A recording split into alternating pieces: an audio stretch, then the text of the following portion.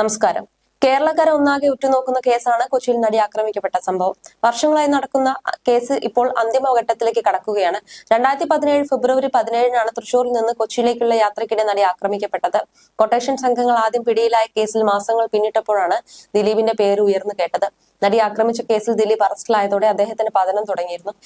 സിനിമകളെല്ലാം തുടർച്ചയായി പരാജയപ്പെട്ടു. താരത്തിന്റെ കരിയർ വലിയൊരു പ്രതിസന്ധിയിലാണ് ഇപ്പോഴും. കേരളക്കര ഒന്നാകെ ഉറ്റുനോക്കുന്ന കേസാണ് കൊച്ചിയിൽ നടി ആക്രമിക്കപ്പെട്ട സംഭവം. വർഷങ്ങളായി നടക്കുന്ന കേസ് ഇപ്പോൾ അന്തിമഘട്ടത്തിലേക്ക് കടക്കുകയാണ്. ഇപ്പോഴിതാ മറ്റൊരു വാർത്തയാണ് പുറത്തുവരുന്നത്.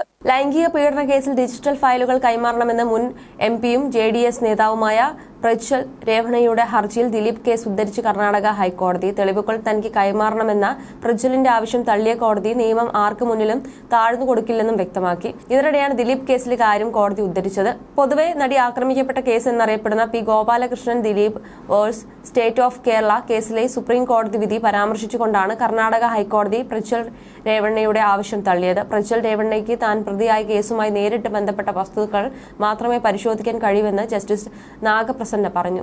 വീട്ടുജോലിക്കാരിയെ ലൈംഗികമായി പീഡിപ്പിച്ചു എന്ന കേസിലാണ് ഈ വിധി. ഈ കേസിൽ ഇരയുടെ മൊഴിയും ഫോട്ടോകളും മറ്റും പരിശോധിക്കാൻ ഞങ്ങൾ നിങ്ങളെ അനുവദിക്കും. സുപ്രീം കോടതിയുടെ ദിലീപ് കേസിലെ വിധിക്ക് അനുസൃതമായി മാത്രം എന്നായിരുന്നു കോടതി വ്യക്തമാക്കിയത്. ഇതോടെ ഡിജിറ്റൽ തെളിവുകൾ പ്രജ്വൽ രേവണ്ണയ്ക്ക് കിട്ടില്ല. നേരത്തെ നടി ആക്രമിച്ച കേസിൽ പ്രതിയായ ദിലീപ് 2019-ൽ നടി ആക്രമിക്കപ്പെട്ട ദൃശ്യങ്ങളുടെ മെമ്മറി കാർഡിന്റെ പകർപ്പ് ആവശ്യപ്പെട്ട് സുപ്രീം കോടതിയിൽ സമീപിച്ചിരുന്നു. കേസിൽ മുഖ്യ സൂത്രധാരൻ ദിലീപാണെന്നാണ് ആരോപണം.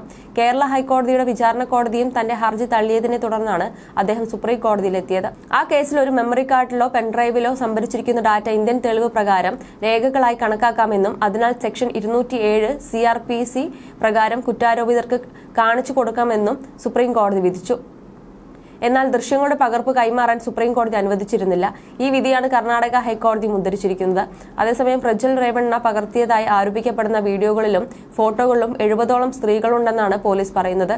കേസിന്റെ നടപടി നീട്ടിക്കൊണ്ടുപോകാനാണ് പ്രജ്വൽ ശ്രമിക്കുന്നതെന്നായിരുന്നു പ്രോസിക്യൂഷന്റെ ആരോപണം. CRPC സെക്ഷൻ 207 പ്രകാരം സമർപ്പിച്ച എല്ലാ രേഖകളുടെയും പകർപ്പുകളുടെയും ഇലക്ട്രോണിക് തെളിവുകളുടെയും പകർപ്പുകൾ നൽകണമെന്ന് ആവശ്യപ്പെട്ട് സമർപ്പിച്ച അപേക്ഷ ഡിസംബർ 1-ന് വിചാരണ കോടതി നിരസിച്ചതിനെ തുടർന്നാണ് പ്രജ്വൽ ഹൈക്കോടതിയെ സമീപിച്ചത്. എന്നാൽ ഇവിടെയും പ്രജ്വലിന് പ്രതികൂല വിധിയാണ് വന്നത്.